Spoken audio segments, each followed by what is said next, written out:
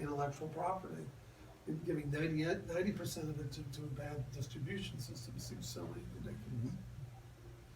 But like all things, it took 500 years for Gutenberg to take off, so I guess we'll wait a few more years. And authors who publish with us basically choose the suggested retail price. And so the difference between the printing cost and the sales price is their royalties. There is no intermediary. Mm-hmm. So for them.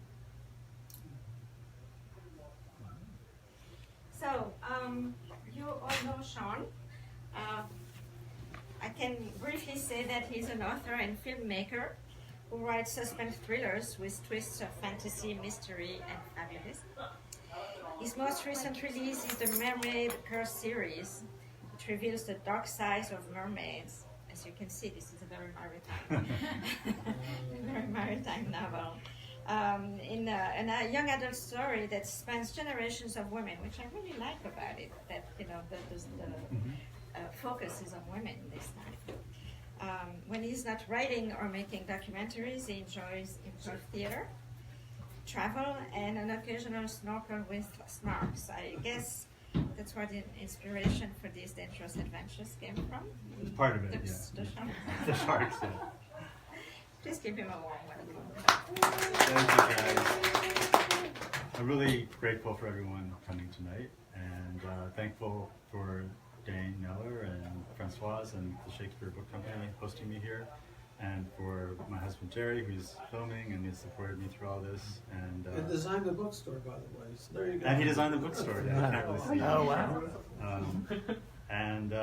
So I'm going to be reading a little bit. The protagonist is a 17-year-old girl, and I'm not a 17-year-old girl, as you might have noticed. So hopefully my voice will fade from conscious awareness, and you'll sort of get into her headspace. So, the book is The Atlantis Twins, and this is the third chapter in, but there's nothing you really need to know aside from what I've already told you.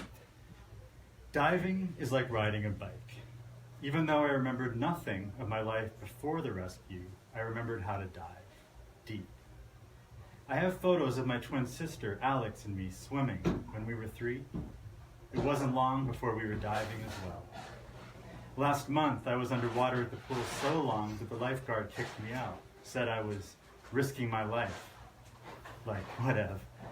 Diving was the only way I still felt close to Alex, and I wouldn't let anyone stop me. Most times I headed for Lonesome Beach, which is just rocks and water. No lifeguard. Another good thing about Lonesome is that the main police precinct for Mahina is on the way. So, I was downtown when I spotted Jason getting out of his car. He looked athletic, tanned, and sexy as always. I lifted my hand to wave. What to say? Hi, Jason. Hey. Last week I finally got the nerve to talk to him, and I hoped he'd ask me to our prom. But when he saw me, he gaped and looked down at his phone. I was left stuck with my arms straight up in the air. I patted my hair back as if it were natural to raise my hand up in the middle of the street like a loopy game show contestant. Ooh, pick me, pick me! Anyway, my hair was sticky with sweat. If I had been smart, I would have leapt in front of a passing garbage truck. Jason crossed to the passenger door and opened it for Tracy. As I hurried past, head down, I realized, Tracy. They were an item now. Perfect. I continued up the street to an ugly squat brick building with rusting metal grates over the windows. Al, the security guy, didn't even make me go through the metal detector anymore. Aloha, Al, he said. Haven't seen you in a while. Hey, Al, I said back. No one has ever called me Al in my entire life. But when he found out my name was Alyssa, he'd started. Because he wears a gun, I let it slide? Inside the precinct, an old man and woman ahead of me argued with the clerk about their speeding ticket. On the wall, a TV show droned on about what people were calling the glitter. Bizarre glittering sea life was appearing in the water, and everyone was in a tizzy. Oxygen levels are declining worldwide, the reporter said. Why?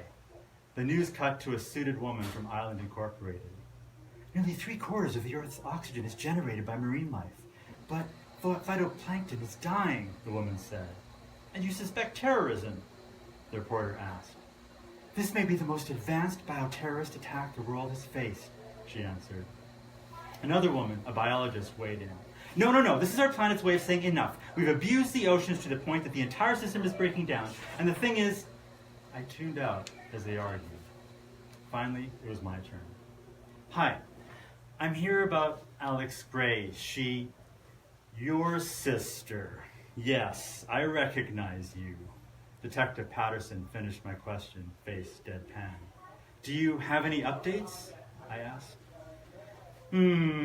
Yes, I do. Is she... I'm sorry, but that case has been closed. If he had taken off one of his socks, put a rock in it, and slugged me in the face, I would have felt less stunned. Closed? But it can't be, I stammered. With end of year finals and water polo, it had been several weeks since I checked in. So you're not doing anything more? That's all the information I have. You have to open her case! I slapped my hand on the counter. Things might have escalated from there. Luckily, Al came in to see what all the commotion was about. He talked me into leaving. I sat in the street outside, leaned up against the wall of the precinct. Bricks warm from the sun. Early Saturday traffic drifted past. Tears wet my cheeks, and a chubby woman pushing a baby stroller stared and then looked away. This was my fault. Hey, you okay? Al crouched next to me. Unlike the cop inside, his face brimmed with sympathy. I nodded and rubbed my cheeks awkwardly, but I was far from okay. You know, he said, I lost someone years ago. My son. Rough times. I shook my head. My sister's still alive. He sighed and nodded. If I had come more often to check, they wouldn't have closed the case. No, don't torture yourself for nothing. Trust me, coming from a cop. That's not why they close cases. Don't work like that. Never seen anyone come as regular as you. Got it? He gave me some Kleenex and I blew my nose. It gets easier, even if I don't feel that way. I thanked him because I didn't want to be rude, but it wouldn't get easier. Not till I found her. Lonesome Beach is a small thumbprint of sand that dips in and covers the harsh, rocky, volcanic shore. It's surrounded by a narrower strip of coarser sand bordered by giant slabs of menacing black rock. I walked past a few lost tourists and headed to my right where the shore narrowed. I took off my shoes, put them in my backpack, and traded them for the pair of Tevas I needed to scale the barnacle and seaweed-encrusted rocks. My sister could walk on barnacles with her bare feet. I wasn't sure if it was a memory or something I made up, but the closer I got to the ocean, the closer I got to my twin. 15 minutes later, drenched in sweat, I had the ocean to myself. I stood panting on a rocky outcropping of black basalt. Not a grain of sand anywhere. Sand? Who needed it? Sand on a beach was for tourists. I took off my Tevas and enjoyed the spiky hot rocks as I dug into the soles of my feet. Far to my right, a surfer paddled out into the deep water. Strange. Most often no one was here. Uncertain if the surfer could see me from his vantage, I quickly wriggled into my wetsuit and put on my goggles and dive watch. I stashed everything land-related behind a rock, careful to place it high enough that the tide wouldn't come and slurp it away. I took a deep breath and dove in. Cool water washed away salt from my sweat. I smiled inside as I thought of Jason pretending not to see me. Suddenly it was all no big deal. I floated over islands of black stone surrounded by lakes of white sand. Some of the glitter was evident here. The mysterious sparkling organisms were spreading. A school of blue-white needlefish swam at the surface. I couldn't make out what was ripple and what was fish. Soon the bottom dropped away by 10, 15, 30 feet and even deeper. I stopped and looked back to shore. It was now far away. I began my prep. Freediving is easy once you know how. No equipment to worry about, just you and the ocean. Most of it came naturally to me, and some of it I learned from YouTube videos. If you want to go deep, really deep, you need to flood your blood with oxygen and totally relax when you go down. Now, I'm not talking about your everyday relax while you watch TV or some shit like that.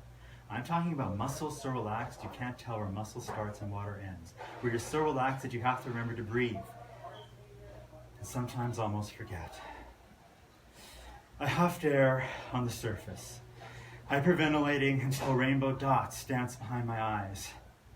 Then I flipped up and went down head first. The first 20 feet are tough. It's a battle between land and ocean. Then after 20 feet, you get to what they call neutral buoyancy. In theory, you could hang there forever, neither floating up nor sinking down. Today I shot right through neutral buoyancy and headed deeper. 30 feet, then 40, onward to 50. After neutral buoyancy, you get pulled down like a magnet. I let it happen. I didn't kick or use my arms. I became an arrow. Are you there? I heard Alex's voice faintly. I sank a bit deeper. The pressure was immense, like being held in a giant's fist. According to my dive watch, I'd been under for 90 seconds, but it felt longer. Please come, Alex cried. I could hear her more clearly now, and flickers of images began to appear. A dark cave, deep in the bottom of the ocean. She was alone and hurting. I struggled to keep my heart rate down. I felt her presence before, but this was the first time she'd spoken or shown images. I miss you. Where are you? I said in my mind and hoped she heard. My dive watch sounded its alarm. I was short of my old record by over 8 feet, but closer than ever to Alex. I didn't want to resurface, but I had no choice. I started to ascend when I hesitated. Far below, it looked like someone swam toward me. Visibility in the trench was spectacular, but all I could see was a distant blue-green form swimming upward. My dive watch sounded an urgent warning. When you went this deep, hallucinations were possible. Freediving is the world's best legal drug if you have the guts, or if you're just plain crazy. But this was no hallucination. I looked down again, and yes, it was a man swimming up toward me. Electric fear traveled along my spine. No one could possibly get that deep. My dive watch was going nuts. I've been down way too long. I kicked toward the surface. I swam about 20 feet when a hand grabbed my left ankle. I spun around and managed to yank my foot free. A wide-faced man looked up at me. Dead blue eyes, no expression, mouth like a fish with snaggled teeth. His mouth was open wide. I shot up and he missed, but I was running out of time. Black spots hovered in front of my eyes. Terrified, I felt myself burn through the little air I had left, way faster than I should have. I was headed for a blackout. He lunged again, and this time I felt his teeth tear a gash in my left Achilles. White pain propelled me into action. I kicked as hard as I could with my right foot and made contact with his head. Lungs bursting, I continued with an emergency ascent. I'd never stayed down this long. At 30 feet, I sensed a dark shape above me. What now? A shark? My heart vibrated even quicker, but I'd rather face a shark any day than the foul underwater creature chasing me. When I looked up, there was no shark. Only the surfer I'd spotted earlier. He tried to get down to me but couldn't equalize. Totally squeezed, he kept pinching his nose. I swam up to him. His eyes widened when he saw the panic in my face. He grabbed me. By the time we pierced the surface, I'd nearly passed out. He cradled me in his arms, blowing a strong puff of air against my face, just the way you're supposed to. I coughed. I was too messed up to speak, but I gave him the okay symbol. He smiled in relief. I gave a shaky smile back. We treaded water on the surface together, catching our breath. Now, for the first time, I noticed that he happened to be incredibly attractive. Let's head back to shore, he said, and didn't need to tell me twice. Tired as I was, I outpaced him. I looked back to make sure we weren't being followed. All the while, Alex's words repeated in my head. Please come. But where? Thanks, guys. another. Hey, Christopher, just in time. Thank you, everyone, for coming tonight. Appreciate it. And, we have books on sale. Do you have questions There. for Sean? Oh, and do you have any questions, please? How did you, tell me about how you came up with this story? It's interesting because it's so, runs far from your experience. How did you tell me? Most of it runs far from my experience. I mean, not all of it, but well, it started out as a story about people closer to my age, and also the main character was male, and I really wanted to write a story set on a ship. And I actually, this time 2 years ago was National Novel Writing Month, and I wrote it, and it sucked. I really hated it. I never got the character's voice. I didn't like him, and I went to this writing workshop, and we were just doing free writing, and I started writing about this girl running around on a ship, and like I was like, that's who's supposed to be in the story, and like I just really wanted to tell her story, and of course the only thing that remained was the ship. Like the entire rest of the story got completely changed because it didn't make sense for her age, and I wrote it because it just came to me, and I hadn't really intended on doing a young adult book, but I love that time of life, and there's so much promise and so much also fear and emotions welling up, and so it deals with a lot of different themes like facing your fears, facing past abuse and stuff like that, and which people face at all different ages. But I think when you're young, it's even more. It really hits you. And How did you find the voice? Like, it's really good. I mean, you really, after you, at first I'm hearing your voice, but then I do hear this young girl. How did you find that? that writing workshop, Yeah. I don't know. Did it come naturally, or did it take some time to? It came naturally after Wow. that. Yeah. It's amazing. Yeah. This is the first of a series, right? Yeah, there's another book called Alabaster Island that I wrote, which tells the story of her mother, and that is available on Amazon. And there's going to be a book after this one, and then one more, and then that'll be finished. Is it already all mapped out in your head? The next book is, and the book after is very hazy. We'll see. It gets complicated when I didn't realize that when you have these books in a chain, then all of a sudden you have to be careful not to mess something up that you're supposed to know and remember. That's true. I was really impressed with the girl's relationship with diving and the description of all of that, both the sort of technical details as well as the sort of emotional connection to that. Is that something you have experience with, or you know people, or use with? I am certified to scuba dive. I've only free dove insofar as I've done some of the training exercises in terms of breath holding, just to know what that feels like. I found learning to dive really difficult. It was because I'm kind of afraid of the water, but I also love it, and so that was my experience. And to me, being in the ocean is a very emotional place. Being surrounded by all that water, like I would get really nervous at the surface, and then when I would sink under, for some reason, I would just go like totally calm, even though I knew that all these bad things could happen. And so I guess that kind of stuck with me. And just drew a connection suddenly to these ancient communities of women who died in Japan. Yeah. Yeah. Well, that's one of the things that inspired me, and that's why I wanted to be generations of women going back. And her grandmother was one of those women, actually. Yeah. What is it? Right. I didn't even know about that. Yeah, so and I think it's women that actually can certainly have more heat in their body than men can. And so they always talk about how the women of Jeju Island are really tough. Yeah, and they're urban women. Well, Yeah, I'm not sure if people here can hear, but I thought that was really interesting. He was just saying how women can store more heat in their bodies, and that was one of the reasons why. That's my understanding. Okay. Any other questions, comments? Who did the artwork? I designed it. really good. I'm curious about just your process of writing and what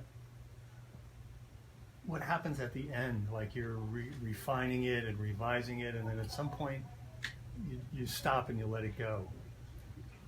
I mean, how do you decide, like, it's okay, it's done, versus, oh, I need to go through this once more? Like, how does that work, like, right near the end? Well, I guess I get a bit impatient, and I feel like it's done, and I just really want it to be done. And you know, I sent it to, at a certain point I sent it to an editor, and I felt like I'd sort of polished it as much as I can. But I just think it's this feeling of like kind of, for me it's this feeling of antsiness, like wanting to, like knowing that of course I could always make changes, but that it's just time. Like I guess like sort of like a baby being born, like it's like, not that I know exactly, but you know, like a child comes when it's going to come, and sort of a book comes when it's going to come, and maybe that's not the most convenient time, but you just have to sort of go with it. So how long did it take to write? Once I started writing it, it took just over 3 months. You write every day. Yeah, I wrote every day, and then Do you find when you're writing that it's easier to set a time and stick to that, or is it like you waiting for? yeah, usually inspiration in the morning, and I really learned a lot during the National Novel Writing Month. Like for that, you have to write about 2,000 words a day, and I got into that habit. And you know, a novel is about 60,000 words, so that actually adds up pretty quickly. And it really, if I know where I'm going, then that can be good words. So. Well, congratulations. Yeah, I'm just so grateful to Yeah, have you all it's here so tonight, great to hear. and Look to forward to the next one.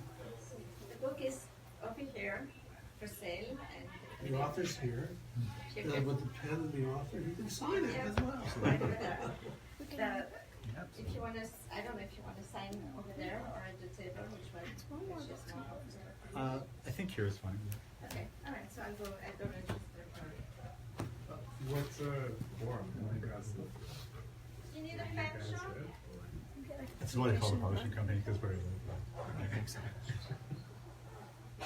It looks so snazzy. It's a funny costume, right? Sorry, I had that it was 7 o'clock. I don't know what. That's good. Okay, that's It's a fine. pen. I was really looking forward to this like all day. Register. And it was like, and somehow I wrote in 7. It happens. You came. And I was even like, I was even outside like at like 10 minutes to 7. Like lingering. I'm like, oh, I don't be the first one. I thought it was like there was only like 2 people at the cafe. And I'm like, Okay. and they're like, oh, you know. I'm doing well. Then I can read it. Yeah. That's what I meant. No, I was thinking. I think we can turn off the video. I'm gonna say goodbye. Bye Facebook Live. Goodbye Instagram Live. Thank you for coming tonight. Bye.